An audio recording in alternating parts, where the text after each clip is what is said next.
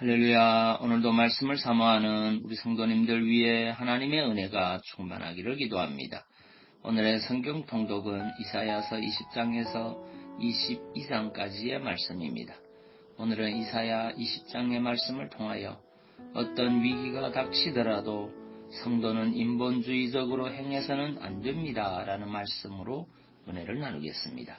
제20장은 애굽이 아수르로 인하여 큰 수치를 당하게 될 것임을 이사야가 소위 행위 예언을 통하여 예언한 내용입니다.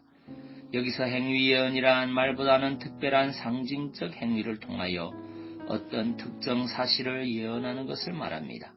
특히 이러한 행위 예언은 그 예언의 내용을 아주 강력하고도 실제적으로 전달하기 위한 의도에서 주어진 것입니다.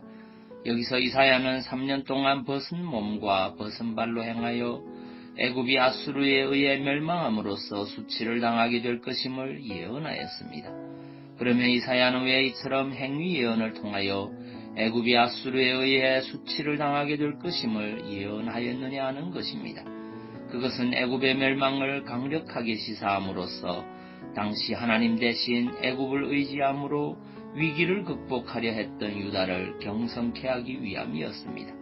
본장의 예언이 주어진 배경을 좀 더 구체적으로 살펴보면 다음과 같습니다.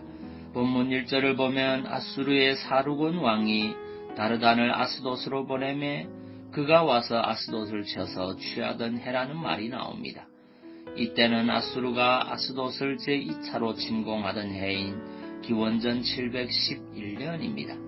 아수르 왕 사르곤은 기원전 713년 처음으로 그의 군대 장관 다르단을 보내어 블레셋을 정복하게 하였습니다.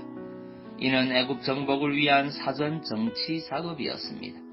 그리하여 이때 아수르는 바로 애굽을 치지 아니하고 아스돗에 친아수르 정권을 세우고 철수하였습니다. 그런데 아수르군이 철수하자 아스돗에서는 야만이라는 자가 곧 쿠데타를 일으켜 친아수르 정권을 무너뜨리고 새롭게 정권을 장악하였습니다. 그리고 야만인은 아수르의 침공에 대비하여 모압, 에돔 등과 반아수르 동맹을 맺었습니다. 그리고 이를 애굽이 후원하였습니다. 왜냐하면 이들이 아수르에게 망하면 애굽도 안전을 보장할 수 없기 때문입니다. 그런데 문제는 당시 유다도 이 반아수르 동맹에 가입하였다는 것입니다. 유다는 아하스 때에는 친아수르 정책을 취하였습니다. 그러나 그러한 친아수르 정책의 결과 유다는 정치적으로 아수르에 종속되고 말았습니다. 그래서 히스기야는 아수르를 배반하고 대신 친애굽 정책을 펴게 되었고 자연히 아수르의 침공을 의식하여 반아수르 동맹에도 가담하게 된 것입니다. 히스기야가 이처럼 친애굽 정책을 취하게 된 것은 애굽이라면 능히 아수르를 대적할 수 있고 자신들을 보호하여 줄 것이라고 여겼기 때문입니다. 그러나 히스기야가 부왕 때의 친아수르 정책을 벌인 것은 잘한 일이지만 대신 친애굽 정책을 취한 것은 친아수르 정책을 취한 것과 마찬가지의 잘못이었습니다. 아하스가 아수르를 의지한 것은 아람과 북이스라엘의 침공 앞에서 하나님의 약속을 믿지 못하고 아수르를 의지하는 인본주의적인 방법으로 위기를 극복하려고 하였기 때문입니다. 그와 마찬가지로 히스기야가 애굽을 의지한 것은 하나님의 보호를 전적으로 신뢰하지 못하였기 때문입니다.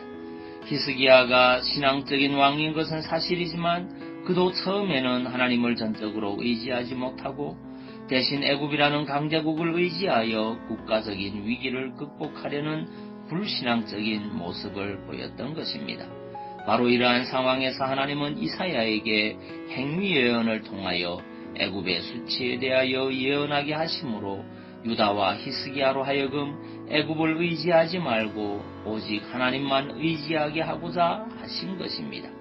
결국 우리가 이러한 사실을 통하여 명심해야 할 사실은 성도는 어떠한 위급한 상황에서라도 인본주의적인 방법을 앞세워 문제를 해결해서는 안 된다는 것입니다. 위기가 크면 클수록 오직 하나님만 의지하는 신본주의적 방법을 동원해야 한다는 것입니다. 그렇습니다. 성도가 위급한 상황에서 그것을 극복하기 위하여 인본주의적인 방법을 동원하는 것은 불신앙적인 태도이며 하나님의 백성이 하나님을 믿지 못한다면 더 이상 하나님의 백성이라 할 수 없습니다. 인본주의적인 방법을 동원할 때 문제의 해결은커녕 하나님을 배신한 대가로 하나님으로부터 징계만 받게 됩니다.